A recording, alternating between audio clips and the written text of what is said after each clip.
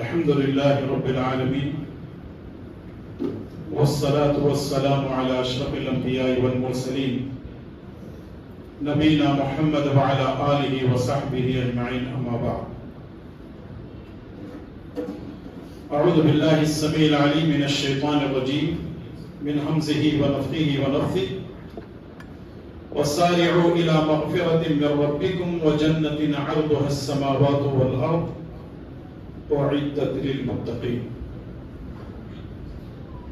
رب اشرح لي صدري ويسر لي أمري واحلل عقدة من لساني يفقهوا قولي.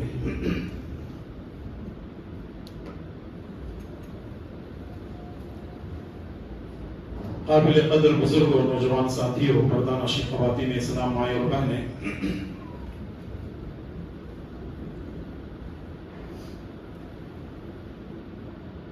ہماری عبادت کا مقصد یہ ہے کہ اللہ تعالیٰ راضی ہو جائے. ہم فرائض کی پابندی کر رہے ہیں، سنتوں کا اہتمام کر رہے ہیں، نوافل کی پابندی کر رہے ہیں. ان تمام عبادات کے کرنے کا بنیادی مقصد کیا ہے؟ اللہ تعالیٰ کو راضی کرنا. کیونکہ جب اللہ تبارک و تعالیٰ راضی ہو جائے تو پھر دنیا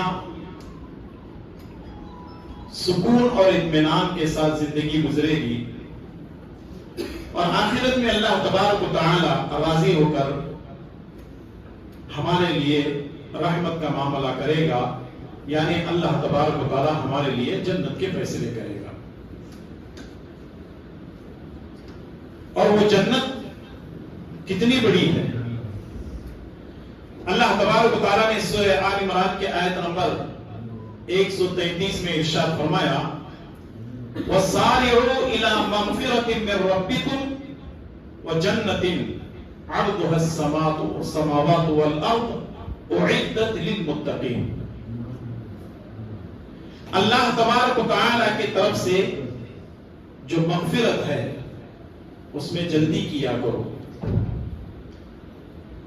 اور اللہ تبارک و تعالیٰ کی جو جنت ہے عرضها السماوات والارض، جو زمین اور آسمانوں کے برابر ہے، اعدت للمتقین، جو اللہ تعالیٰ نے متقیوں کے لیے، پرہیزگاروں کے لیے تیار کر رکھی ہے.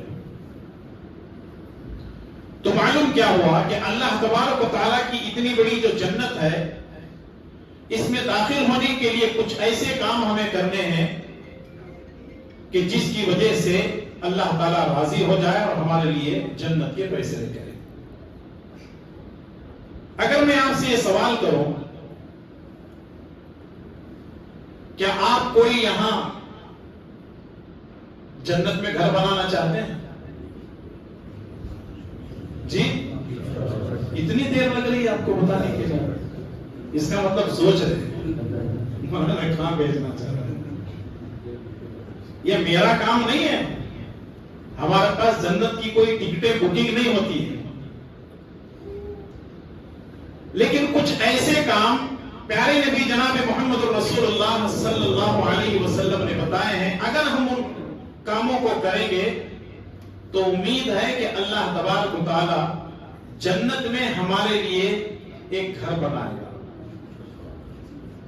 اور کام بڑے آسان ہیں، جو حدیثیں آپ کے سامنے پیش کی جائیں گی. اتنے آسان ہیں، اتنے آسان ہیں، آپ سن کر کے کہیں گے اے کاش ہمیں یہ بات پہلے معلوم ہوتی تو کتنا اچھا ہوتا. تو آئیے چند حدیثیں، جنت میں آپ کیسے گھر بنانا چاہتے ہیں، یا اگر کوئی شخص جنت میں گھر بنانا چاہتا ہے تو اس کے لیے وہ کیا کرے. پہلی حدیث عن معاذ بن انس الجهني رضی اللہ تعالی عنہ قال قال رسول اللہ صلی اللہ علیہ وسلم من قرأ قل هو الله احد 10 مرات بنى الله له قصرا في الجنہ. انس بن مالک رضی اللہ تعالی عنہ فرماتے ہیں اللہ کے پیارے نبی جناب محمد رسول اللہ صلی اللہ علیہ وسلم نے فرمایا اگر کوئی شخص 10 مرتبہ سورہ اخلاص پڑھتا ہے، یعنی 10 مرتبہ قل هو اللہ احد پڑھتا ہے، بن اللہ لہ قصرا فی الجنہ، اللہ تبارک و تعالیٰ اس کے لیے جنت میں ایک محل تعمیر کرے گا۔ عمل ہوگا انشاءاللہ تعالیٰ۔ آسان ہے یا مشکل ہے؟ دیکھیں عمل کتنا چھوٹا ہے اور اجر کتنا بڑا ہے۔ بالکل مختصر عمل، اور عمل چھوٹا ہونے کی وجہ سے اتنا مشکل بھی نہیں ہے کہ آدمی جو ہے وقت نہیں نکال سکتا، بالکل آسانی کے ساتھ آپ وقت نکال سکتے ہیں، پڑھ سکتے ہیں۔ اور میں یہ سمجھتا ہوں یہاں جتنے بچے بھی بیٹھے ہیں، بڑے تو بڑے، سب کو قل اللہ و سورہ یاد ہے۔ یاد ہے کہ کسی کو یاد کرانا پڑے گا؟ الحمدللہ۔ کتنی مرتبہ پڑھنا ہے؟ 10 مرتبہ پڑھنا ہے۔ آپ سوتے ہوئے، جاگتے ہوئے، چلتے ہوئے، پھرتے ہوئے، بازار میں ہیں، دکان میں ہیں، مارکیٹ میں ہیں، کہیں بھی ہیں، اگر آپ نے اس کو عادت کے ساتھ پڑھ لیا یا ہمیشہ آپ اس کو پڑھتے رہے تو یوں سمجھیے کہ اس کے 10 مرتبہ پڑھنے کی وجہ سے اگر جنت میں اللہ تعالیٰ گھر بنا رہا ہے، اگر روزانہ آپ 10 مرتبہ پڑھ رہے ہیں تو اس کا مطلب یہ ہے کہ 10 محل آپ کے جنت میں تعمیر ہو رہے ہیں۔ لیکن رکیے ایک سیکنڈ کے لیے، وہ یہ ہے کہ یہ پڑھنے والا توحید پرست ہونا ضروری ہے، ورنہ مشرک کے لیے تو جنت ہی حرام ہے۔ اب مسئلہ سمجھ میں آیا؟ یہ بات بڑی اہم ہے۔ اگر کوئی آدمی قل هو اللہ احد کیا پورا قرآن پڑھ لے، ساری زندگی نمازیں پڑھ لے، سارے روزے رکھ لے، ساری زکات دے دے، لیکن اگر وہ مشرک ہے تو اللہ تبارک و تعالی مشرک کے کسی عمل کو قبول نہیں کرتا۔ ہاں ایک آدمی موحد ہے، توحید پرست ہے، تھوڑے بہت گناہ اس سے ہوتے ہیں، وہ ہمیشہ معافی طلب بھی کرتا رہتا ہے، توبہ اور استغفار کرتا ہے، تو پھر اللہ تعالیٰ سے امید ہے کہ اللہ تعالیٰ اس کے لیے جنت میں محل تعمیر کرے گا۔ ہاں اگر مشرک بھی وہ اپنے سارے مشرکانہ عقائد سے توبہ کر لیتا ہے تو پھر اللہ تبارک و تعالیٰ اس کے گناہوں کو معاف کر کے اس کے گناہوں کو نیکیوں میں بدل سکتا ہے۔ آخر اتنی پاورفل یہ سورت کیوں ہے؟ کتنی آیتیں ہیں اس میں؟ صرف 4 آیتیں ہیں۔ نمبر 1 قل هو اللہ احد، نمبر 2 اللہ الصمد، نمبر 3 لم یلد ولم یولد، اور نمبر 4 ولم یکن لہ کفوا احد۔ عربوں کے اندر ایک چیز پائی جاتی تھی، وہ لوگ جو ہے اپنے خاندان کے حسب و نسب کو اچھی طرح یاد رکھتے تھے۔ جب رسول اللہ صلی اللہ علیہ وسلم نے مکے والوں کو، مشرکین کو یہ کہا کہ یہ اللہ تبارک و تعالیٰ کو مانو، قل لا الہ الا اللہ تفلحو، لا الہ الا اللہ کہو کامیاب ہو جاؤ گے، تو وہ لوگ کہنے لگے کہ یہ اللہ کون ہے؟ حالانکہ وہ لوگ اللہ کو جانتے اور مانتے تھے، پھر بھی انہوں نے کہا کہ یہ اللہ اللہ بار بار بول رہے ہو، اس کا حسب و نسب کیا ہے؟ یعنی اس کا کوئی خاندان ہے کیا؟ اس کی کوئی ہسٹری ہے کیا؟ تو اللہ تبارک و تعالیٰ نے نبی کریم صلی اللہ علیہ وسلم پر یہ سورت نازل کی اور فرمایا قل، اے نبی آپ کہہ دیجئے، یہ جو آپ سے سوال کر رہے ہیں نا اللہ تعالیٰ کا حسب و نسب کیا ہے، آپ کہہ دیجئے اللہ احد، اللہ اکیلا ہے، اللہ الصمد، اللہ بے نیاز ہے، اس کو کسی کی مدد کی ضرورت نہیں ہے، کسی کی شراکت کی، کسی کے پارٹنرشپ کی ضرورت نہیں ہے۔ لم یلد ولم یولد، نہ وہ جنا ہے اور نہ جنا گیا ہے، یعنی اس کے ماں باپ بھی نہیں ہے، اس کے بیوی بچے بھی نہیں ہے۔ ولم یکن لہ کفوا احد، اس کے برابر کوئی نہیں ہے۔ اگر یہ 4 صفات کسی کے اندر پائی جاتی ہیں تو وہ کیا ہے؟ رب ہونے کے قابل ہے، اللہ ہونے کے قابل ہے، اور یہ قابلیت سوائے اللہ تعالیٰ کے کسی کے اندر نہیں ہے، اس لیے وہ ہمارا رب ہے، ہمارا اللہ ہے، ہمارا معبود برحق ہے، ہمارا معبود حقیقی ہے، اسی لیے ہم اس کو اپنا رب مانتے ہیں۔ اور یہ جب بندہ پورے اخلاص کے ساتھ اسی سورہ اخلاص کو قل هو اللہ احد کو پڑھتا ہے اور 10 مرتبہ پڑھتا ہے تو نبی کریم صلی اللہ علیہ وسلم نے فرمایا اللہ تبارک و تعالیٰ ایسے فرد کے لیے جنت میں ایک محل تعمیر کرتا ہے۔ تو عمل بڑا ہی مختصر ہے، چھوٹا ہے، اور اس کی فضیلت یہ ہے کہ رسول اللہ صلی اللہ علیہ وسلم فرماتے ہیں کہ اللہ تعالیٰ جنت میں ایک محل تعمیر کرے گا۔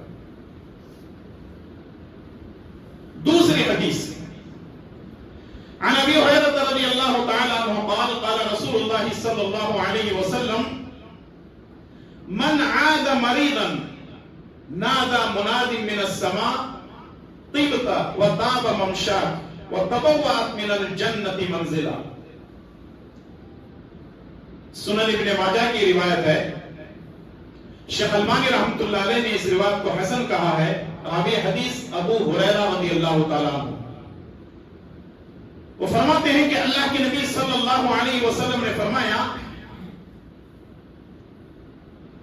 मन आद मरीदन, अगर कोई शख्स किसी मरीज की बीमार पुरसी करता है, यानी अगर कोई बीमार हो गया और उसकी वो बीमार पुरसी करता है, नादा मुनादिम मिनस समा, आसमान से एक फरिश्ता पुकारने वाला पुकारता है, तिबता, तूने बहुत अच्छा काम किया, तिबता, तुम्हें खुशहाली नसीब हो, वत्ताब ममशाक, और तुम्हारा चलना बहुत अच्छा है, वत्तबव्वअत मिनल जन्नति मंजिला, इसके बदले अल्लाह तबारक व तआला ने तुम्हारे लिए जन्नत में घर बना दिया है।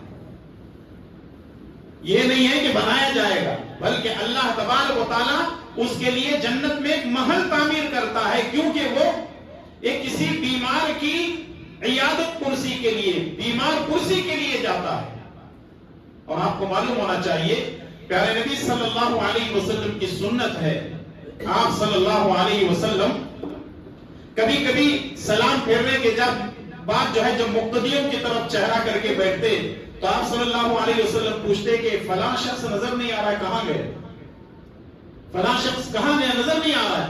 अगर ये बता दिया जाता कि फलां शख्स बीमार है, तो अल्लाह के नबी सल्लल्लाहु अलैहि वसल्लम सहाबाए किराम को लेते और उसके घर पे जाते, उसकी इयादत पुरसी करते। और अगर कोई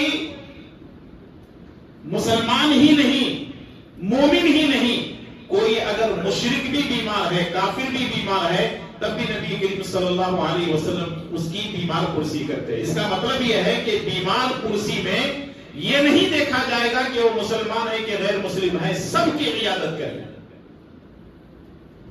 और यह बहुत बड़ा काम है, आपको मालूम होना चाहिए। एक और हदीस अल्लाह के नबी सल्लल्लाहु अलैहि वसल्लम फरमाते हैं, अगर कोई शख्स सुबह में किसी बीमार की बीमार पुरसी करता है, तो शाम होने तक 70,000 फरिश्ते उसके लिए मग़फ़िरत की दुआ करते हैं। कितने कितने 70,000 फरिश्ते हमारे लिए मग़फ़िरत की दुआ करते हैं। और अगर शाम में हम किसी की बीमार पुरसी करते हैं, इयादत करते हैं, तो सुबह तक 70,000 फरिश्ते हमारे लिए मग़फ़िरत की दुआ करते हैं। अफसोस की बात तो यह है कि हम लोग यहां दुश्मनियां जताते हैं। बीमार हो गया, अच्छा है, अरे फलां एक्सीडेंट हो गया, बहुत अच्छा हो गया, यानी हम खुशी का इजहार करते हैं। यानी ऐसा मालूम होता है कि हम कभी बीमार पड़ने वाले नहीं हैं, हमारे साथ कोई हादसा होने वाला नहीं है।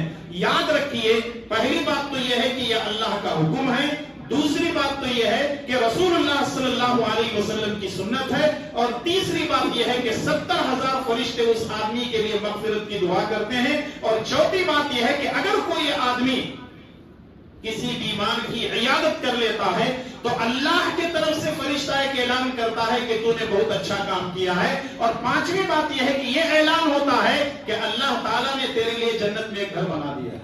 अल्लाह अकबर। हमने ऐसे लोगों को भी देखा है जो अपने रिश्तेदारों को तो छोड़ो, दोस्त अहबाब को, अड़ोस पड़ोस वालों को तो छोड़ो, अगर माँ बाप भी बीमार होते हैं तो उनकी इयादत नहीं करते हैं, उनकी बीमार कुर्सी नहीं करते हैं। वो कितने बदनसीब होंगे, कितने बदनसीब होंगे जो अपने माँ बाप की बीमार कुर्सी नहीं करते हैं। मेरे भाई और दोस्तों, इस दुनिया से क्या लेकर के जाना है? खाली हाथ आए थे, खाली हाथ जाना है। लेकिन कुछ ऐसे काम करके चले जाओ कि जब हम अल्लाह तबारक व तआला के पास पहुंचे तो अल्लाह तबारक व तआला अपनी रहमत से हमारे लिए जन्नत के फैसले कर दे। इतना ही नहीं कि हमारे लिए जो है जन्नत के महल्लात हमारा इंतजार कर रहे हैं। कुछ ऐसे काम हमको दुनिया में करने हैं। इसलिए अगर आपका कोई दोस्त है, कोई रिश्तेदार है, आपके माँ बाप हैं, कोई जो है अड़ोस पड़ोस वाले हैं, मुस्लिम है, गैर मुस्लिम है, कोई भी है, तो आप जरूर जाइए। ضرور جائیے، ان کی بیمار پرسی کیجیے، ان کی عیادت کیجیے، ان کی زیارت کیجیے، اور اگر ہو سکے تو ان کے لیے کچھ تحفہ تحائف لے کر کے جائیے، اپنے طرف سے جو ہو سکتا ہے ان کا ساتھ دیجیے، کیونکہ یہ سارے کے سارے خیر کے کام ہیں، نیکی کے کام ہیں، اور ایسے اعمال کو اللہ تبارک و تعالیٰ پسند کرتا ہے، اور پیارے نبی صلی اللہ علیہ وسلم نے ہم کو ایسے کام کرنے کا حکم دیا ہے۔ تیسری حدیث عن ابي هريره رضي الله تعالى عنه عن النبي صلى الله عليه وسلم قال اذا عاد الرجل اخاه وزاره قال الله له طبت وطاب ممشاك وتبوأت منزلا من الجنه۔ الادب المفرد کی روایت ہے، شیخ البانی رحمۃ اللہ علیہ نے اس روایت کو حسن کہا ہے۔ راوی حدیث ابو ہریرہ رضی اللہ تعالیٰ عنہ، اللہ کے پیارے نبی صلی اللہ علیہ وسلم نے فرمایا اگر کوئی آدمی اپنے بھائی کی عیادت کرتا ہے یا اس کی زیارت کرتا ہے، پہلی حدیث میں یہ تھا کہ عیادت کرنا، بیمار پرسی کرنا، اور یہاں کیا ہے؟ صرف زیارت کرنا۔ زیارت کا مطلب ہے صرف ملاقات کے لیے جانا۔ اگر کوئی آدمی اپنے کسی مسلمان بھائی سے یا کسی اور سے ملاقات کے لیے صرف جاتا ہے تو اللہ تبارک و تعالیٰ کی طرف سے ایک آواز دینے والا آواز دیتا ہے کہ تم اچھے ہو اور تمہارا چلنا بھی اچھا ہے، اور تم نے اپنے لیے اس عمل کے ذریعے سے جنت میں گھر بنا لیا ہے۔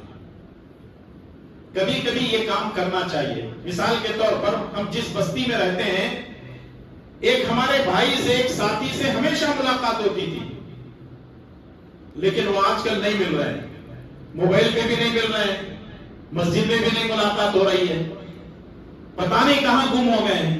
تو ایسے کے لیے باقاعدہ آپ ڈھونڈیں، تلاش کریں، ان سے ملاقات کریں، ان کا حال چال دریافت کریں، ان کی خیر خیریت لیں، کیونکہ یہ اللہ تبارک و تعالیٰ کو بہت پسندیدہ عمل ہے اور پیارے نبی صلی اللہ علیہ وسلم کی سنت بھی ہے۔ چوتھا کام، اگر کوئی آدمی یہ کام بھی کر لے تو اللہ تبارک و تعالیٰ اس کے لیے جنت میں گھر بنائے گا۔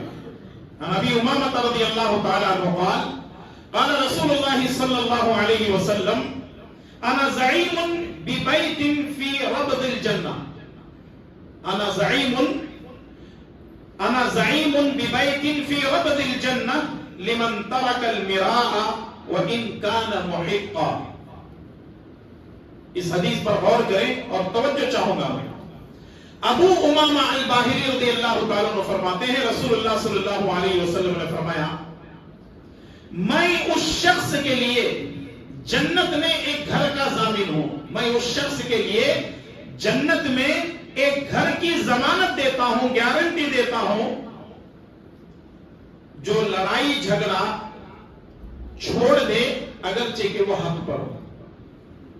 ایک آدمی حق پر ہے لیکن لڑائی جھگڑا چھوڑ دیتا ہے۔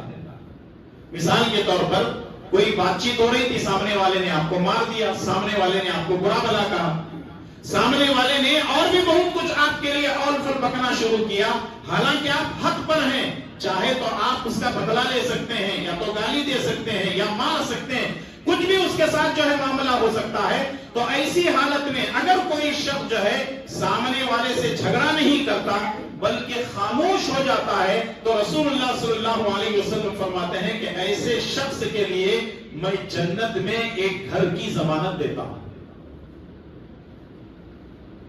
اور ہمارے یہاں جب کبھی لڑائی جھگڑے ہوتے ہیں تو زبان اتنی زیادہ چلتی ہے، اتنی زیادہ زبانیں چلتی ہیں کہ شاید شیطان بھی پناہ مانگتا ہوگا۔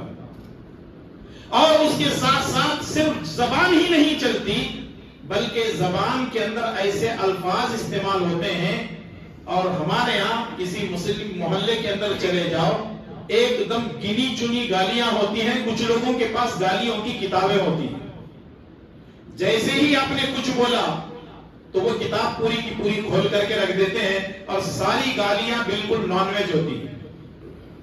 سمجھ جائیں آپ لوگ، ماشاءاللہ بڑے سمجھدار ہیں، چہرے بتا رہے ہیں آپ کی مسکراہٹ بتا رہے ہیں کہ ہم لوگ یہی کرتے بھی ہیں۔ یہ غلط چیز ہے، یہ حرام ہے۔ گالی دینا اور ماں باپ کی گالیاں دینا، بھائی بہن کی گالیاں دینا. پتہ نہیں لوگ جو ہے کہاں سے یہ گالیاں سیکھتے ہیں. اور ہر جگہ میں نے یہ دیکھا ہے اگر کوئی آدمی کوئی بولی سیکھتا ہے تو وہ سب سے پہلے جملہ مکمل کرو جی گالی سیکھتا ہے. اگر کوئی آدمی کنڑ نہیں جانتا ہے, کنڑ اس کو سکھانے لگو تو لوگ اس کو صحیح درست بات نہیں سکھاتے ہیں, سب سے پہلے اس کو کیا سکھاتے ہیں؟ گالی ہی سکھاتے ہیں. اگر تیلگو نہیں جانتا ہے, ملیالم نہیں جانتا ہے تو سب سے پہلے وہ گالی اس کو سکھائی جاتی ہے. تو یہ جو چیزیں چل رہی ہیں سراسر غلط ہے. تو بتانے کا مقصد یہ ہے کہ ایک آدمی حق پر ہے, لڑائی جھگڑا ہوا لیکن وہ حق پر ہے, لیکن سامنے والے سے جھگڑا نہیں کرنا بلکہ خاموش ہے. تو رسول اللہ صلی اللہ علیہ وسلم نے فرمایا میں اس کے لیے جنت کی ضمانت دیتا ہوں, میں اس کو جنت کی گارنٹی دیتا ہوں. تو اس لیے جب کبھی ایسا مسئلہ آ جائے خاموش ہو جائے. کبھی کبھی ایسا ہوتا ہے کچھ لوگ اس کے دوست احباب رہتے ہیں, دیکھ اگر تو خاموش ہو گیا تو تجھے سامنے والا کمزور سمجھے گا, سامنے والا تجھے کمزور سمجھے گا. کچھ لوگ اس کو شرارتاً جو ہے اس کو غصے میں لانے کی کوشش کرتے ہیں, اس کو چڑھاتے ہیں کم سے کم جھگڑا ہو جائے, کیونکہ اس کو دیکھنے میں آسانی ہوگی نا, اس کو بڑی دلی خوشی ہوگی کہ کم سے کم دو آدمی جھگڑا کر لیں گے تو میرا فائدہ ہو جائے گا. تو اس طریقے سے جو ہے بچیں, اپنے آپ کو بچانے کی کوشش کریں, کیونکہ ویسے بھی لڑائی جھگڑا جو ہے مناسب نہیں ہے. لیکن اگر کوئی آدمی, کوئی مرد ہو, کوئی عورت ہو, حق پر رہتے ہوئے لڑائی جھگڑے کو چھوڑ دیتے ہیں, اللہ تبارک و تعالیٰ ان کے لیے جنت میں ایک گھر, ایک محل تعمیر کرتا ہے. پانچویں چیز یہ ہے رسول اللہ صلی اللہ علیہ وسلم فرماتے ہیں انا زعیم ببیت فی وسط الجنت لمن ترک الکذب وان کان مازحا. اب یہ برائی بھی ہمارے معاشرے کے اندر ہے, ذرا غور کرتے ہیں. رسول اللہ صلی اللہ علیہ وسلم نے فرمایا میں جنت کے بیچوں بیچ ایک گھر کا ضامن ہوں اس شخص کے لیے جو ہنسی مذاق میں بھی جھوٹ بولنا چھوڑ دے. دیکھیں, ایک تو یہ ہے کہ آدمی جو ہے جھوٹ بولتا ہے, یہ گناہ کبیرہ ہے. جھوٹ بولنا کیا ہے؟ گناہ کبیرہ ہے. کچھ لوگ ایسے ہیں جو ہنسی مذاق میں بھی جھوٹ بولتے ہیں. آپ نے کچھ عالموں کو بھی دیکھا ہوگا, علماء سو جو ہوتے ہیں وہ لوگوں کو ہنسی مذاق کرنے کے لیے, لوگوں کو ہنسانے کے لیے کبھی کبھی جھوٹی مثالیں دے دیتے ہیں, جھوٹے ایگزامپلز دیتے ہیں جس کا کوئی سر پر نہیں ہوتا, اور مقصد یہ ہوتا ہے لوگوں کو ہنسانا. اور یہ جو کامیڈین ہوتے ہیں, اسٹیج پر جو کامیڈین ہوتے ہیں, یہ بناوٹی واقعات اور بناوٹی قصے بنا کر کے کبھی اپنے ماں باپ کا جو ہے مذاق اڑاتے ہیں, کبھی اپنے بھائی بہن کا, کبھی اپنے چاچا کا, اپنے نانے, کسی کو نہیں بخشتے ہیں. لوگ جتنے کامیڈین ہوتے ہیں یہ سارے کے سارے اس طریقے سے جھوٹ بول کر کے لوگوں کو ہنساتے ہیں. اللہ کے نبی صلی اللہ علیہ وسلم نے فرمایا اگر کوئی آدمی ہنسی میں بھی جھوٹ نہیں بولتا ہے, ہنسی مذاق میں بھی جھوٹ نہیں بولتا ہے, میں جنت کے بیچوں بیچ اس شخص کے لیے ایک گھر کا ذمہ دار ہوں. تو اس لیے ایک تو یہ ہے کہ جھوٹ بولنا منع ہے, اور دوسرا ہنسی مذاق میں بھی جھوٹ بولنے سے رسول اللہ صلی اللہ علیہ وسلم نے منع کیا ہے. اور چھٹی چیز بڑی اہم ہے, رسول اللہ صلی اللہ علیہ وسلم نے فرمایا انا زعیم ببیت فی اعلی الجنت لمن حسن خلقه. رسول اللہ صلی اللہ علیہ وسلم نے فرمایا میں اس شخص کے لیے جنت کی بلندی میں ایک گھر کا ضامن ہوں جو خوش اخلاق ہو. جنت کی بلندی میں, فی اعلی الجنہ, جنت کی بلندی میں ایک گھر کا میں ضامن ہوں جو خوش اخلاق ہو, یعنی جس کے اخلاق اعلیٰ ہوں, جس کا کردار اچھا ہو, جو ایک دم بہترین کیریکٹر کا انسان ہو. رسول اللہ صلی اللہ علیہ وسلم نے فرمایا میں اس کے لیے جنت کا ضامن ہوں. ایک مسلمان کے لیے ضروری ہے کہ اس کے اخلاق اچھے ہوں. اللہ کے پیارے نبی جناب محمد رسول اللہ صلی اللہ علیہ وسلم نے مکہ والوں کے سامنے کلمے کی دعوت کو پیش کرنے سے پہلے اپنے اخلاق کو پیش کیا. کلمے کی دعوت پیش کرنے سے پہلے اپنے اخلاق کو پیش کیا. کیسے؟ رسول اللہ صلی اللہ علیہ وسلم مکے والوں کو صفا کی پہاڑی کے پاس بلاتے ہیں, اور بلانے کے بعد پوچھتے ہیں میرے بارے میں تمہارا کیا خیال ہے. تو سب نے کہا آپ امین ہیں، امانت دار ہیں، صادق ہیں، سچے ہیں۔ جب رسول اللہ صلی اللہ علیہ وسلم نے اطمینان کر لیا کہ یہ لوگ امین اور صادق کہہ رہے ہیں، تو رسول اللہ صلی اللہ علیہ وسلم کہتے ہیں یا ایھا الناس قولوا لا الہ الا اللہ تفلحوا تملکوا العرب والعجم، اے لوگوں لا الہ الا اللہ کہو، عرب و عجم کے تم کامیاب ہو جاؤ گے، عرب و عجم کے تم مالک بن جاؤ گے۔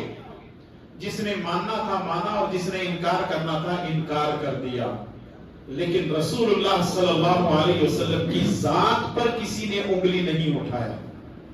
اس کا مطلب یہ ہے کہ جب ہم میدان میں نکلتے ہیں تو لوگ یہ نہیں دیکھتے کہ آپ کو قرآن کی کتنی سورتیں یاد ہیں، قرآن کی کتنی آیتیں یاد ہیں، یہ نہیں دیکھتے کہ آپ کو کتنی حدیثیں یاد ہیں، آپ کو کتنے احکامات یاد ہیں، آپ کتاب و سنت کا کتنا علم رکھتے ہیں، لوگ یہ نہیں دیکھتے، بلکہ آپ کو دیکھتے ہیں کہ آپ کے اندر اخلاق کتنے اچھے ہیں۔ پریزنٹیشن کا انداز دیکھتے ہیں۔ جب ہمارا پریزنٹیشن اچھا ہو، ہمارے اخلاق اچھا ہو، ہمارا کردار اچھا ہو، ہمارے بولنے بات چیت کرنے کا طریقہ کار اچھا ہو، تو سامنے والا دلائل کو نہیں دیکھتا بلکہ اخلاق سے متاثر ہو کر کے وہ شرک سے توبہ کر سکتا ہے یا اسلام میں بھی داخل ہو سکتا ہے۔ رسول اللہ صلی اللہ علیہ وسلم کے تعلق سے کسی شاعر نے کیا خوب کہا ہے کہ ظالم سے لیا ظلم کا بدلہ نہ کسی وقت، ظالم سے لیا ظلم کا بدلہ نہ کسی وقت، مارا بھی تو اخلاق کی تلوار سے مارا۔ یہ اخلاق بہت بڑی چیز ہے۔ انسان اپنے اخلاق سے پہچانا جاتا ہے۔ بہت سارے لوگوں کو ہم دیکھتے ہیں، بڑی بڑی ڈگریاں ان کے پاس ہیں، دولت ان کے پاس ہے، سیاست ان کے پاس ہے، علم و ہنر ان کے پاس ہے، سب کچھ ہے، لیکن ان کی زندگی میں جا کر کے دیکھ لو اخلاق ان کے پاس نہیں۔ انسان اپنے اخلاق سے پہچانا جاتا ہے، اور اخلاق جو ہے نبی کریم صلی اللہ علیہ وسلم کی سب سے بڑی علامت اور نشانی ہے۔ اما عائشہ رضی اللہ تعالیٰ عنہ سے پوچھا گیا کہ رسول اللہ صلی اللہ علیہ وسلم کے اخلاق کیسے تھے، تو اما عائشہ نے کہا قرآن کو دیکھ لو، قرآن میں جو کچھ نبی کے بارے میں لکھا ہوا یہی نبی کریم صلی اللہ علیہ وسلم کے اخلاق ہیں۔ اور ایک اور موقع پر نبی کریم صلی اللہ علیہ وسلم نے فرمایا تھا بعثت لأتمم مکارم الاخلاق، میں اخلاق کی تکمیل کے لیے اس دنیا کے اندر بھیجا گیا ہوں۔ ایک مسلمان کے لیے ضروری ہے کہ وہ اپنا اخلاق، اپنا کردار بہتر بنائے، اپنے گھر کے اندر، اپنے گھر کے باہر، اپنوں کے ساتھ، غیروں کے ساتھ۔ اگر ہمارے اخلاق اچھے ہوں گے تو انشاءاللہ تبارک و تعالی ہماری بات ہر کوئی سن سکتا ہے، سمجھ سکتا ہے، اور ہم ہر کسی کو دعوت دے سکتے ہیں۔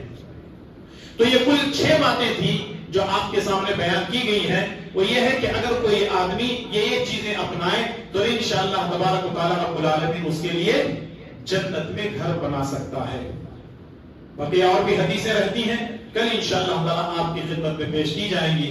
اللہ تعالیٰ سے دعا کیجئے کہ رب العالمین مجھے اور آپ تمام کو ان بتائی ہوئی باتوں پر عمل کرنے کی توفیق عطا فرمائے، رسول اللہ صلی اللہ علیہ وسلم کی تعلیمات پر اپنی زندگی گزارنے کی توفیق عطا فرمائے۔